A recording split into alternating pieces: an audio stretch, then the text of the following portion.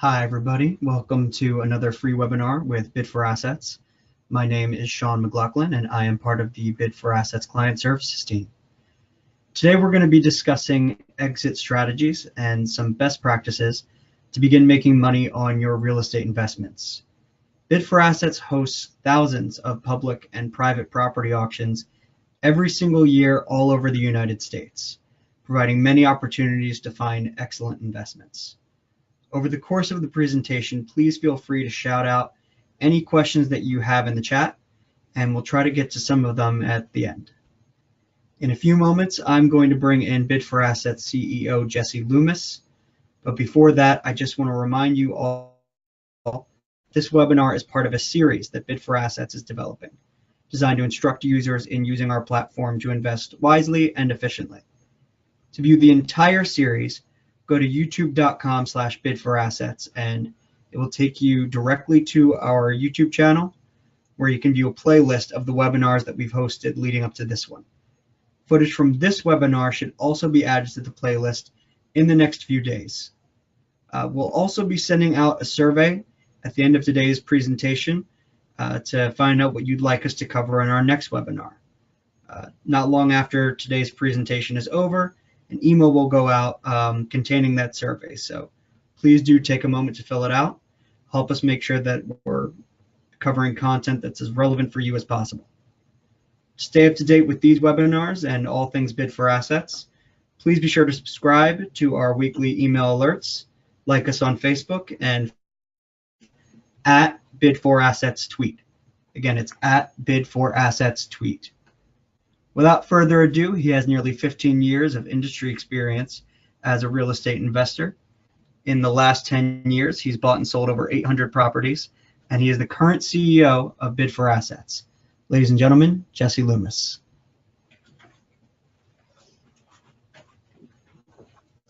Thanks, Sean.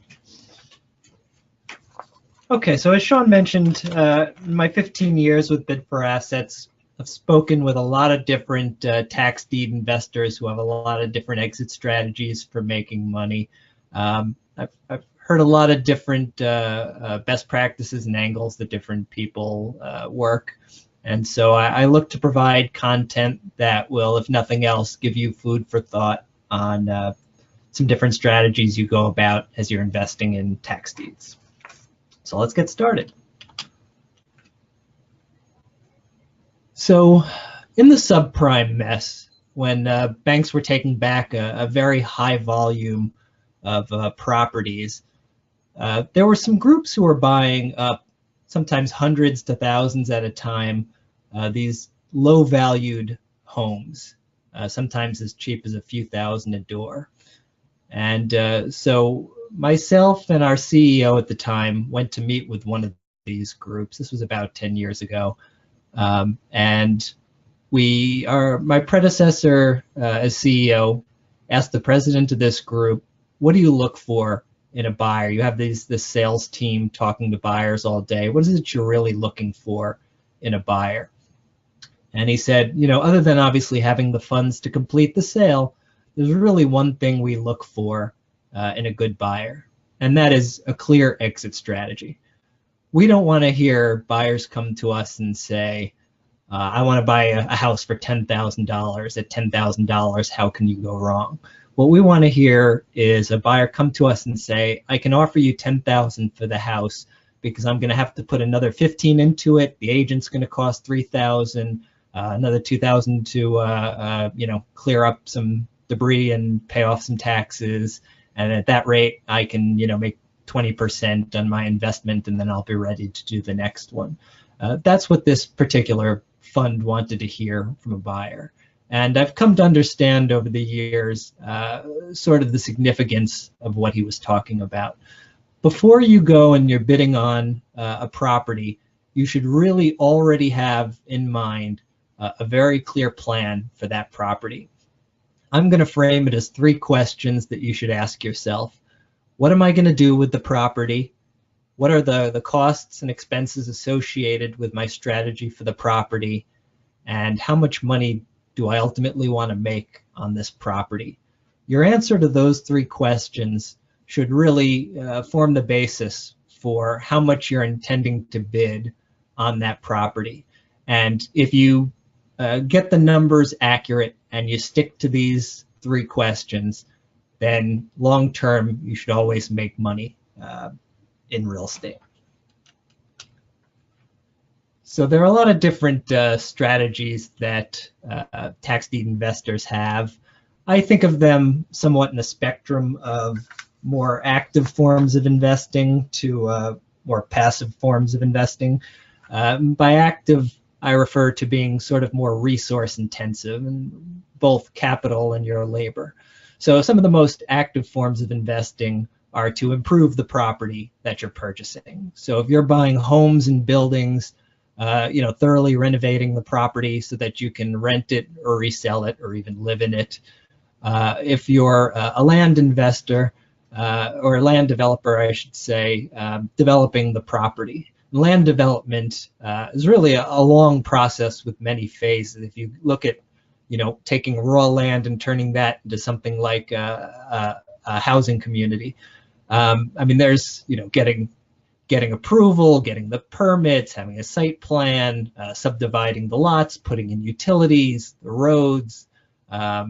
It's a many-step process, and some developers and investors get in and out at various stages of this process. The big home builders are most likely to take it from start to finish, from raw land to a fully developed community, but that's not always the case.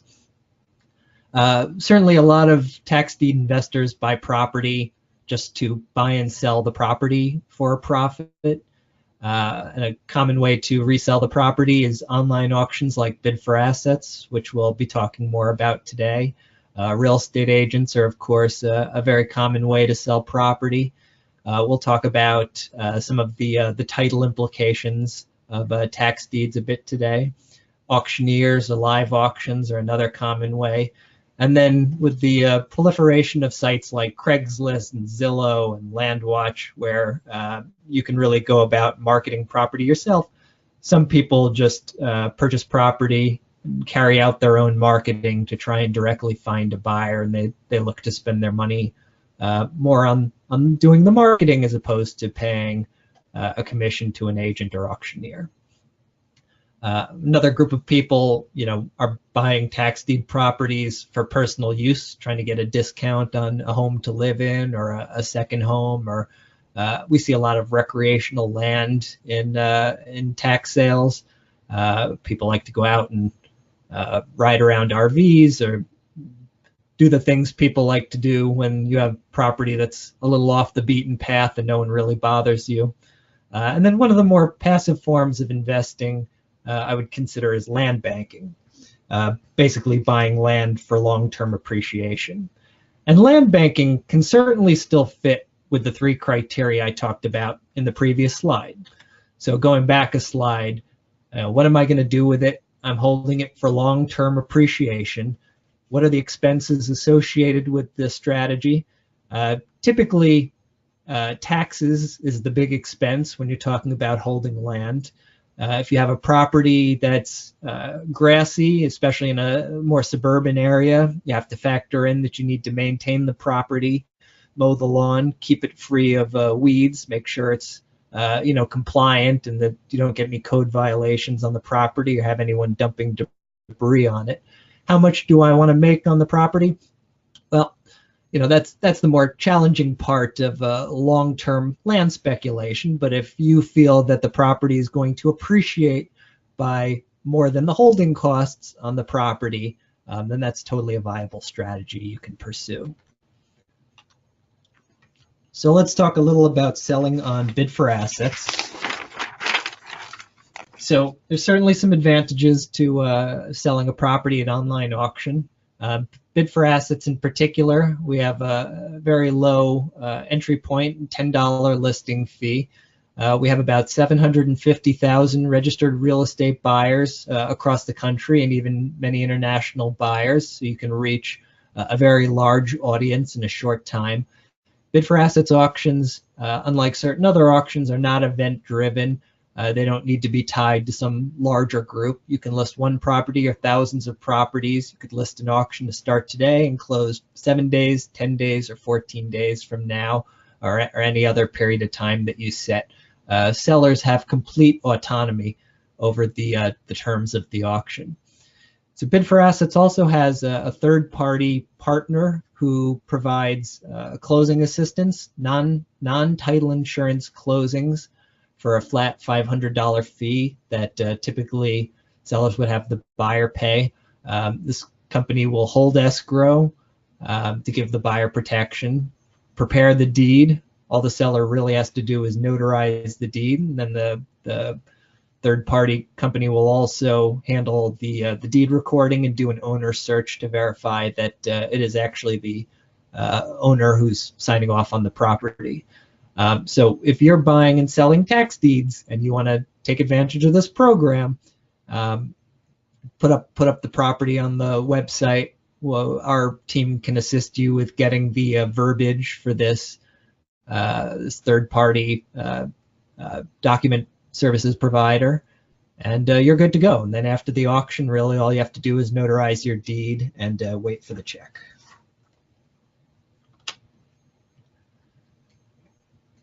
So I've looked at thousands of auctions, again, over the last 15 years, and I've certainly seen the difference between good online auctions and bad online auctions.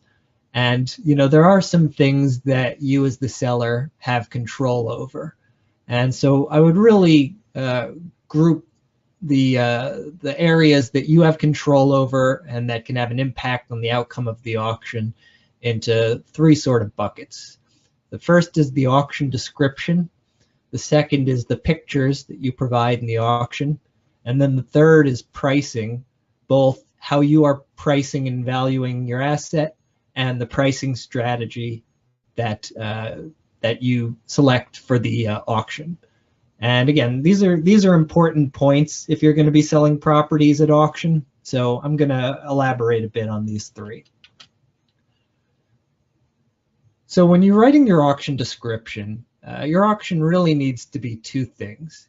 It needs to be your sales pitch and it needs to be your contract.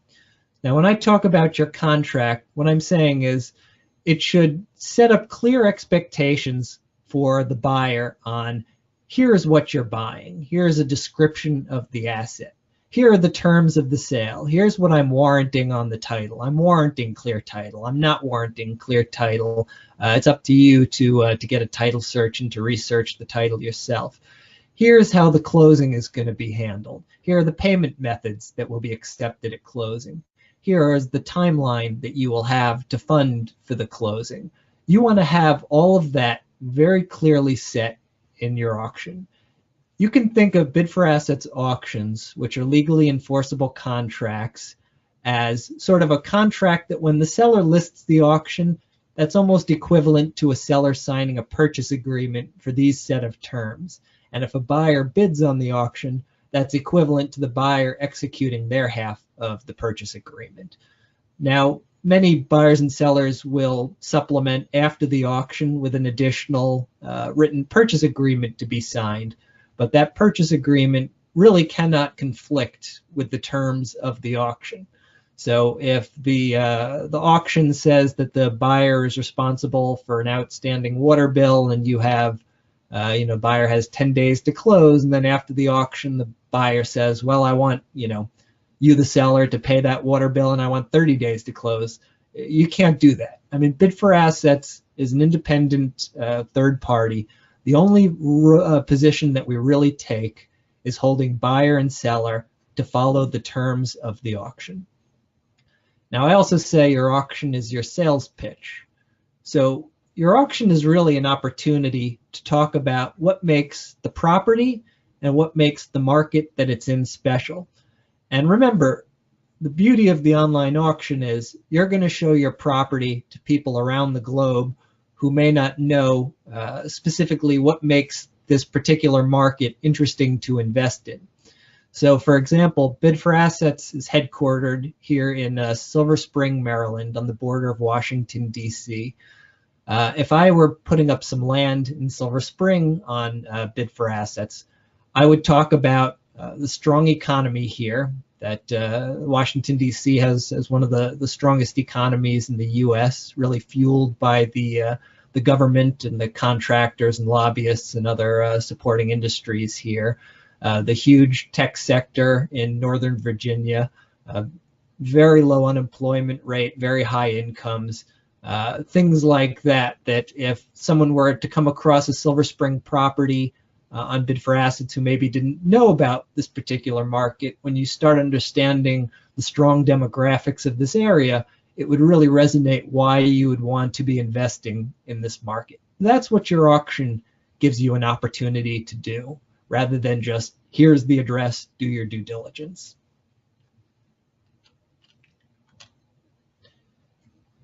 Pictures.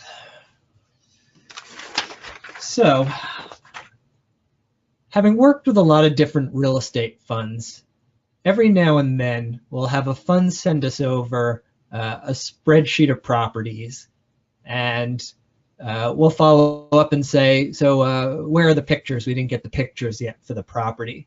And sometimes we'll get the response, I don't have pictures, I don't want to go bother with that.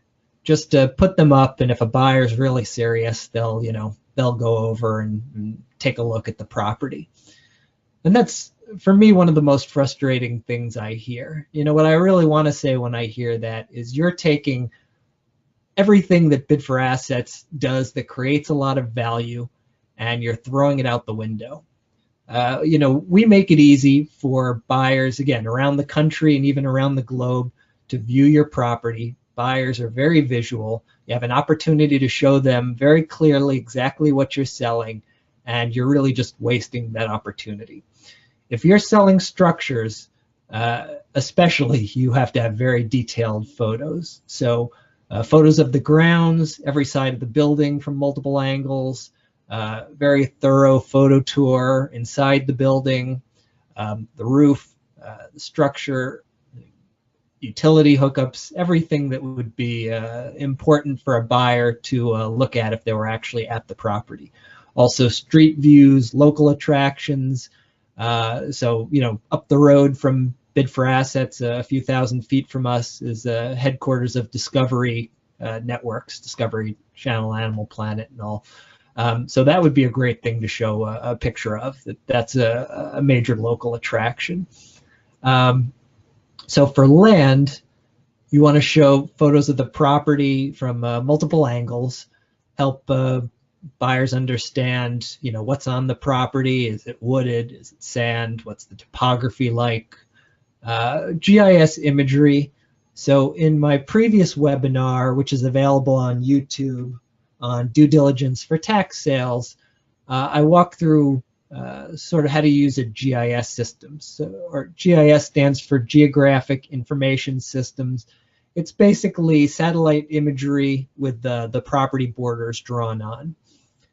So some counties have free GIS tools. For those that don't, there's a great third-party tool I recommend called Report All USA. I demo the software in my other webinar. You can get a 24-hour pass for $3. So if you have a few properties that you're putting together auctions for, get yourself a 24-hour pass, go in, take some screenshots, take some images, let it expire after the 24 hours. And now for $3, you've got very good satellite imagery with the borders of your properties. Some sellers use videos. Most of you probably have a digital camera and digital video camera in your pocket in the form of a cell phone. It's become very easy to take digital videos, and the quality of things like iPhones have only gotten better and better. It's totally free to upload a video to YouTube, and once you put a video on YouTube, there's a button that says embed, and that will give you HTML that you can just copy and paste into your auction, and now you've got an embedded video right there in your auction. None of that costs you anything to do. We've got a seller who does big acreage in sort of remote areas, who actually uses drones and has pictures and videos from drones. new technology is always coming out. It's really interesting, some of the things that are being done. Great ways to differentiate your auctions with all the properties that are available. Pricing. So this one's a little trickier. So certainly now that you've purchased a tax deed and you want to go about selling it, you have to make a determination on what is the property worth, what do I really think the market can bear here. So certainly the most formal way of doing that would be to hire a real estate appraiser in the state that the property is located and have a real estate appraisal done. Brokers can do what's called BPOs, or brokers price opinions, which are sort of faster, cheaper, an agent's estimation based on a few comps of what a property is worth, what they would list it for, what they think they could get you for the property. That's another way to get a property valued. If you want to try and do the research yourself, valuing real estate, like most assets, is all about comparable sales. Zillow and Realtor.com are great tools for that. I especially like Zillow. As I talk about in my previous webinar, I'm not a big fan of Zillow's estimates. I think they're often wrong. However, Zillow freely allows you to look at comparable sales with some specific set of criteria for a date range that you designate, and a geographic area as wide or as short as you want it to be that you designate. So without even registering, without even logging in, you could go over to a particular neighborhood and say, I want to see houses that sold in the last 12 months that are, over half an acre, that are at least 3 bedrooms, show me. And then the yellow pins will pop up, and in many cases you'll have pictures, and you've got some real comps. These are properties that actually sold. This is what they actually sold for, and adjust for the details of your property and try to make a determination of what a realistic price is. So now that you've got a value estimate on your property, if you're going to sell it yourself through an online auction, you have to choose your pricing strategy, because there's really 3 different ways that you can, 3 different strategies you can use to sell a property at online auction on a site like Bid4Assets. So the first is an absolute auction. On Bid4Assets, we have 2 landing pages for our absolute auctions: $1 no reserve homes and $1 no reserve land. So an absolute auction means you have a negligible minimum bid and no reserve price, or you will accept the high bid regardless of price. You're going to let the market set the price and sell it. And there are some advantages to absolute auctions. They tend to be the most viewed. They got a lot of buzz. They got a lot of page views. They're guaranteed to sell. It's where we see the most bidding wars. In some cases, it can be really effective, especially if you have, I think a unique property can be a really good time to use an absolute auction, because it's difficult for the buyers to determine exactly what the property is worth. So they're more likely to aim on the higher side of the range. If you have properties that you don't have a ton of money into and you're sort of a risk-taking investor, absolute auctions there, again, can be a good tool, and try and hope for your bidding war. Now, if you have a property that, let's say, you want to make absolutely sure you get at least $25,000 for, you don't want to take the risk of an absolute auction. You want to explore your other 2 options. So third option on this list, high minimum bid, no reserve, you just start the bidding at your minimum. So if you want to get at least $25,000, start the bidding at $25,000. No reserve. If you can get at least 1 bidder, then you know you're going to have a sale. A more common strategy is to start the bidding at a lower amount and have a hidden reserve. A reserve price is a hidden amount that the bidding must reach, or else you will not have a binding sale. So in this example, perhaps you start the bidding at $10,000 and you have a hidden reserve of $25,000. Bidders know that there's a reserve and they know whether or not it's met, but they don't know what that reserve is. So if the reserve if the bidding gets to $20,000 and ends at that high bid, when your auction has a reserve of $25,000, there is no sale at that point. However, Bid4Assets has tools, a tool called Bidder on Deck, that allows you to negotiate with the high bidder. So maybe you as the seller look at the $20,000 bid, you had a $25,000 reserve, and you say, okay, if you'll come up to $23,000, I'm willing to take that. That offer would be sent over to the buyer, and they could either accept or reject that offer. As far as whether to go with strategy 2 or 3, so my general view is the broader the appeal of the property, the better you are starting the bid lower and having a reserve. So if you've got a property, got land in Los Angeles County, a county of 10 million people, a lot of people are going to be interested in the property. It can be a good approach to start the bidding lower. And I always say bidding begets bidding. People like to bid on what other people are bidding on. So you start to see a lot of bidding on that property, and other people jump in, and hopefully you get to the reserve. If you don't get to the reserve, at least you've got some bid that you can negotiate with the bidder, with the high bidder on. If you have a very specialized property that's going to have a very narrow buyer pool, so we once auctioned a federally seized boat mooring in a particular harbor, basically a place to park your yacht in a harbor. So something like that, I think, is a much more narrow buyer pool. So if you were putting something like that up for auction, you're not necessarily hoping for a bidding war. It's not like there'll be a lot of people who are looking for that property in there. In that case, you might just start the bidding at your minimum and hope that that right buyer is going to locate the auction, bid the minimum, and now you know you've got a sale. That's sort of how I tackle pricing strategy in online auctions. So let's look at a couple of actual Bid4Assets auctions. So the left auction is from a tax sale that Bid4Assets conducted for Humboldt County, California. Most government auctions, especially tax sales, are very basic. The government typically does not want to be in the business of selling real estate. They want to provide a very basic level of information and leave due diligence up to the buyers. So conversely, the auction on the right was done by one of our most highest volume private sellers. So this seller actually took the time to write a much more comprehensive description. Right there in the title alone, you could learn probably as much as you can from the auction on the left. You've got the lot size, you've got that it's got paved road access, it's got ocean view.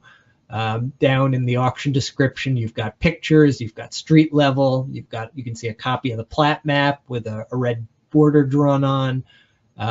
You can see in the description that it's a quiet property with beach views. The seller points out that there is power and water available on the street. So this is a much more informative auction than the tax sale auction on the left. Some of you who are looking at the details may have noticed that these two properties have the exact same address. So this is actually a case where this particular Bid4Assets reseller purchased the property, it looks like in April of 2016 on Bid4Assets for $4,800, and then came on and sold it in April of 2017, exactly 1 year later, on Bid4Assets for just under $9,000. We can see in the left auction that the tax bill is about $316, which would have been his primary holding cost. So maybe he had about $5,100 into the property. He used a buyer's premium in the right auction, so he didn't have any expenses to Bid4Assets. So sold it for about $9,000, had about $5,100 into the property. So he made a good profit on this particular property. And he created value on the platform by, again, taking an auction that had very little information, no pictures, and made it much easier for buyers to understand what they were purchasing in the auction on the right.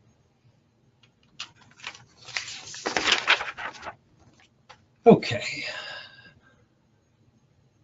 In the subprime in the subprime mess when Detroit was hit extremely hard. Detroit had these huge lists of tax foreclosed properties they were taken back, and a lot of times they weren't going about selling them in very efficient ways. They were throwing up websites that they weren't really marketing and had no traffic and taking offers on. I purchased a 2-story commercial building in one of these such auctions for almost no money, and it seemed like a great buy for how much building I got for so little money. I sent my locksmith and photographer out to gain access to and photograph the property for me, and they called me later that day and said, "Congratulations, you bought a tax foreclosed funeral home," which is something no one had ever said to me before. So now I had a good-sized commercial property that was set up as a funeral home.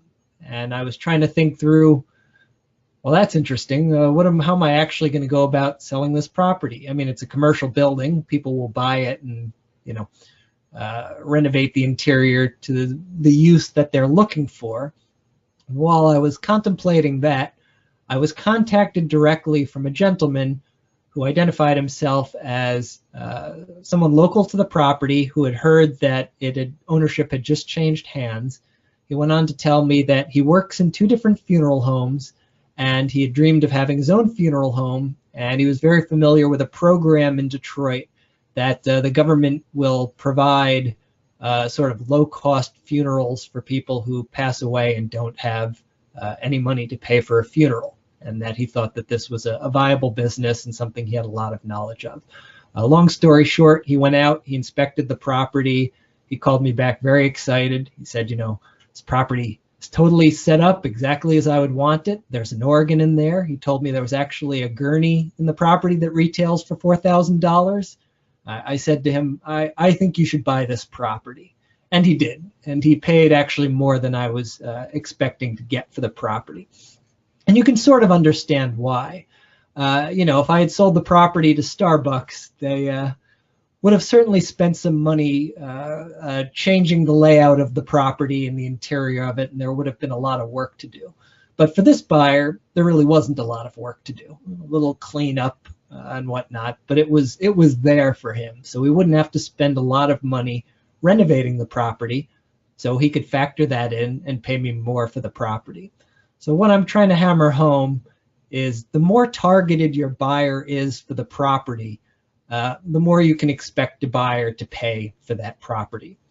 Right in line with that, whenever you're buying, especially land, I always recommend contacting adjacent parcel owners and letting them know that the property is for sale. Nice things that Bid for Assets does is we feed our properties over to sites like Zillow and Trulia that are very geographically focused marketing. So if you're looking at your neighborhood on one of these sites, the auction for your property will pop up. But certainly if you have land and you want to write letters to the adjacent parcel owners, you should certainly check out my other video based on the last webinar on YouTube on tax sale due diligence. In it, I show you how to take a plat map and how to identify the parcel number of all the adjacent properties to a particular property.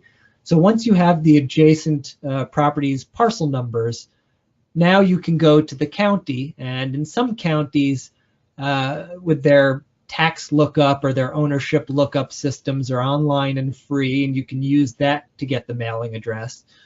For counties where that's not available, if you have a parcel number in almost any county in the US, and some do this online, for a very nominal fee, usually something like $10, you can pull a copy of a deed. If you pull the most recent deed to a property, that has the mailing address of the current owner. So if there are 4 adjacent parcels to yours, and you can get the 4 parcel numbers off the plat map, you can go pull the 4 deeds, and you can write 4 letters to the 4 adjacent property owners. Again, adjacent parcel owners for land are very targeted buyers. They might not be interested, but it's certainly good people to let them know, because in many cases they will have an interest in adjacent parcels. So we talked a little about title insurance and the implications for that. So for tax deeds, there are often title defects that exist as a result of the tax sale process. So in California, Bid4Assets has done tax sales for 52 of the 57 counties in California. There is a 1-year title defect that exists after the tax sale is conducted. So what that means is virtually no title companies will issue title insurance within 1 year of a tax sale. And some actually won't even do it, just being risk averse. Many will actually require a longer period than that. So the question is, do you need title insurance on the property? Well, part of it is, what is your plan for the property?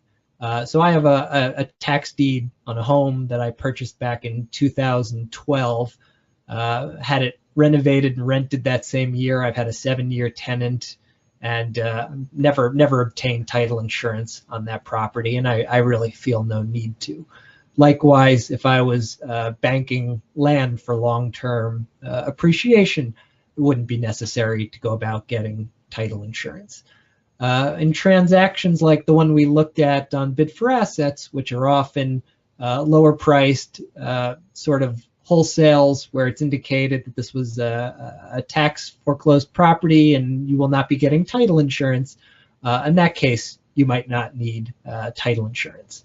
But if you're buying a home to do a renovation on and then turn around and resell, of course, in most cases, the buyer will want a full closing with title insurance. Most transactions that involve real estate agents, most higher valued land transactions will be full closings with title insurance. So that's something you want to budget in. There are a couple of ways to get title insurance. Obviously, one is just letting the period of the title defect expire. But if you want to have a transaction in less time than that, so real estate attorneys in that state can generally do what's called a quiet title and remove the title defect. There's also a company out of Orange County called Tax Title Services. Their website is taxtitleservices.com. They provide this service nationwide. In many cases, they're a bit faster and cheaper than real estate attorneys doing a quiet title. So again, if you need to have a quick turnaround transaction with title insurance, that is time and money that you need to factor into your process. So my last thought on this slide, stick to what you do best. I know myself, I'm good at internet research and marketing. I can't change a light bulb. I can't hammer a nail. I'm not going to get into renovating properties. I'm going to do what I know. And some people, of course, are very good with their hands and very good at renovating properties. My general advice in real estate investing, there's a lot of different ways to make money in real estate. Stick to what you're good at and what you have a passion for. All right, my final slide are some thoughts on sort of ethical ways, ethical considerations, let's say, when it comes to tax deed investing. So the first is occupied properties, which I bought and sold a few of. So when it comes to homes that you purchase in tax sales, I sort of think of the difference between houses and homes. So, a house, like land, is an asset that has value. When people are living there, then I think it becomes a home. When you buy occupied properties that people are living in tax sales, I always encourage people, as a first step, try and reach out to the people who occupy the property and see if you can work out something with them to keep them in their home. You have to understand that not always someone who lives in a tax foreclosed property is the irresponsible party. I purchased a property where people living in the property were tenants paying monthly rent and were staying current to a landlord. That landlord were not paying their taxes on the property and let it go to tax foreclosure. And then that landlord kept collecting rent after he no longer owned the home, and now I own the home. And the people even find out about this all until I wrote them a letter with a copy of the deed showing I was the new owner of the property. So again, you can't set foot generally on a property even once you're the owner of record. Once you get your tax deed, if the property is occupied, write them a letter. Explain, I'm the new owner. Here's a copy of your deed. I want you to understand, I'm not some scammer. Here's proof of my ownership. I'd love to find a way to keep you in your home. Please contact me if that's of interest to you. And if, they refuse to communicate with you, they refuse to work with you, then in those cases, they may leave you with no option except to begin an eviction. Blighted properties, when buying and selling blighted homes, I certainly encourage you to look for buyers who, again, have a clear exit strategy to renovate the property, understand they need to pay the taxes and keep the property up to code. Certainly, these sorts of buyers have a much more positive social impact on the community. Blighted properties are not a good thing for multiple reasons for neighborhoods.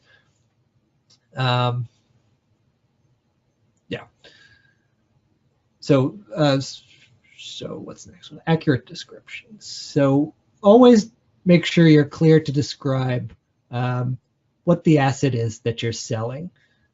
So make sure buyers understand what's the, if it's land, what's the lot size, if it's a home, what's the condition of the property. If you don't feel compelled to do it for ethical reasons, then certainly do it for legal reasons. The transaction will often break down post-auction once the buyer understands that you've misrepresented an asset. You can open yourself up to lawsuits. But again, for ethical reasons, you should want the buyer to fully understand the transaction that they're getting into.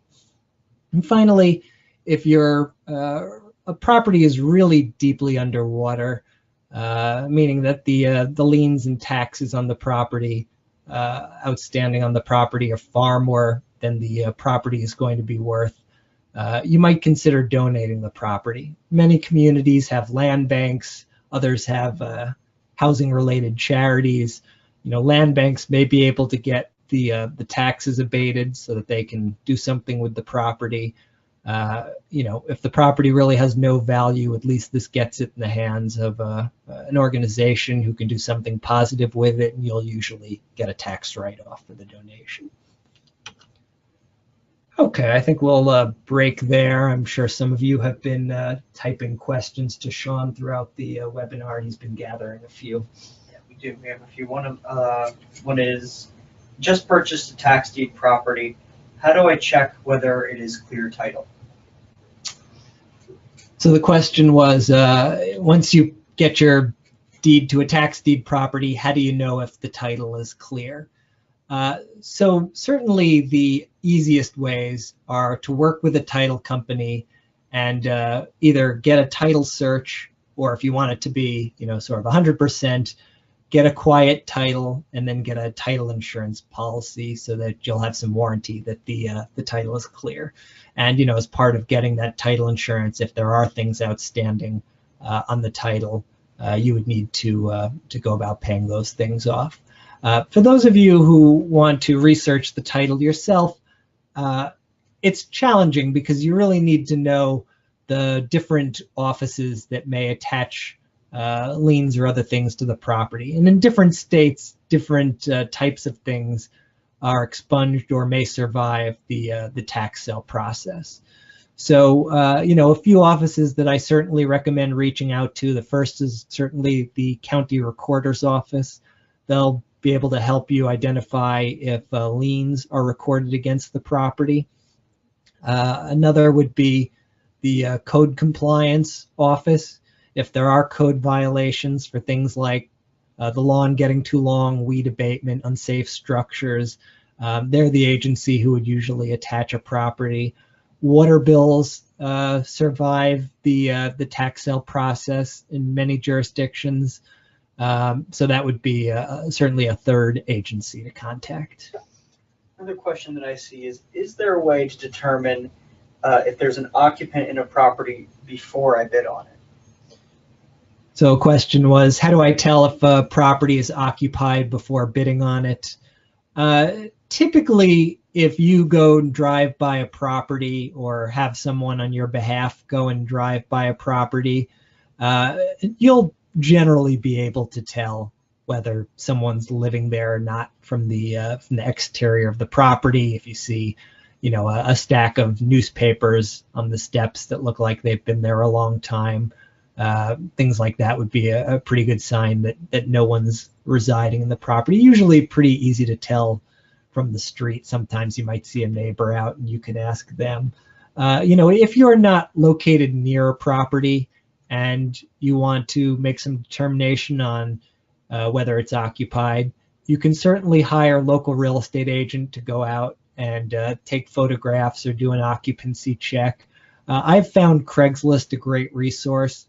They have a gigs section for sort of one-off little small jobs that you want people to do. So if you need someone to go photograph 10 houses in a particular market for you, post in the Craigslist gigs that you're looking for someone to go out and do it, and you'll have people email you that they're interested. I think sort of a follow-up to that question is I just got my deed and discovered that my property is occupied. How should I approach this situation? So question on what should I do if the property is occupied? Again, in a sort of friendly and non-threatening way, I recommend sending a letter, with a sort of a sympathetic tone. Look, I've just purchased the property. I understand that you're occupying the property. I'd love to find a way to keep you in your property. Please contact me and let's see if there's something we can do. I've had it happen that people didn't intend to necessarily stay in the property. When I contacted them, they weren't interested in paying rent, but in a couple of scenarios, I offered them some money to help with their moving expenses in sort of exchange for not destroying the property in their way out. People have the ability to do a lot of damage in sort of a vindictive way. But if they're planning on leaving and, this way they can get some money for their move, that may be a win-win situation. It's something I've done a couple of times on occupied properties. Okay. All right, I'm going to hang out for another 30 seconds. Sean's just going to make some quick final announcements. But thank you all. It was great speaking with you. Okay, thank you very much, Jesse, and thank you all for attending today's webinar. We do hope this information has been helpful for you. Before we go, I just want to remind you all one more time that you can view the video of this webinar in the next few days, as well as our previous webinars at youtube.com/bidforassets. Also remind you to be on the lookout for an email in the next hour, which will contain a survey asking what you'd like us to cover in our next webinar. Please take a minute to respond to that survey. It will help us determine that the next content we're covering is as relevant for you as possible. If you have any questions or you'd like to get in touch with us, you can reach out to the Bid4Assets Client Services team by going to the homepage of Bid4Assets and selecting Contact Us. Our email address and phone number will be on display there. Finally, don't forget to sign up for Bid4Assets email alerts to keep up to date on all of our webinars as well as our most exciting auctions. Like us on Facebook and follow us on Twitter at Bid4Assets Tweet. Once again, it's at Bid4Assets Tweet. Thank you all again so much. We hope you have a wonderful evening. Take care.